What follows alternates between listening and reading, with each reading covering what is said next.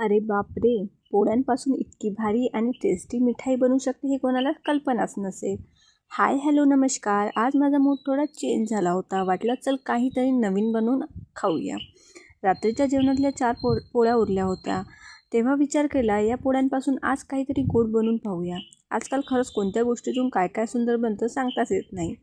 आणि हां, प्रेग्नंट असाल किंवा डिलिव्हरी झाली असेल, नॉर्मल असो की सी सेक्शन असो, काहीही असो, अशा घरगुती मिठाई खायला खूप पौष्टिक असतात. तर चला ही टेस्टी पोळीची मिठाई कशी बनवली बघूया. सगळ्यात आधी मी थोडंसं तेल गरम केलं आहे. त्या उरलेल्या पोळ्या मी हलक्यात तळून घेतल्या. फार ऑइलीही नाही आणि क्रिस्पी पण नाही. नंतर त्याच तेलात थोडेसे काजू आणि बदाम हलके तळून घेतले आणि बाजूला काढले. हे सगळं एकत्र करून मी मिक्सरमध्ये बारीक वाटून घेतलं आहे. एका पॅनमध्ये 1 वाटी साखर टाकून मी विरघळेपर्यंत ते होऊ दिलं. छान त्याचा कलर झालेला आहे. आणि मग त्यानंतर त्याच्यामध्ये 1 वाटी दूध टाकले. जास्त सॉफ्ट पण नाही.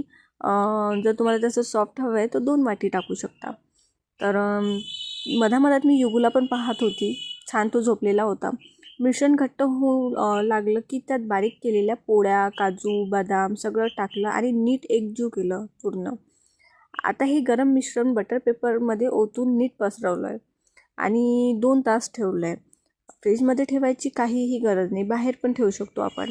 आणि त्याच्यावरून मी फक्त बारीक केलेले काजू किसून टाकले आहे.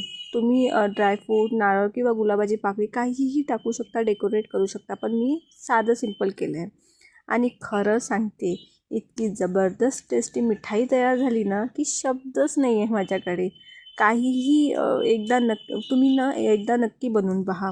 सर्वांना इतकी आवडलेली आहे की मला बोलते की तू परत बनव. तर व्हिडिओ आवडला असेल तर लाईक, कमेंट आणि चॅनलला फॉलो करा. भेटूया युगांच्या नेक्स्ट ब्लॉगमध्ये. तोपर्यंत बाय बाय.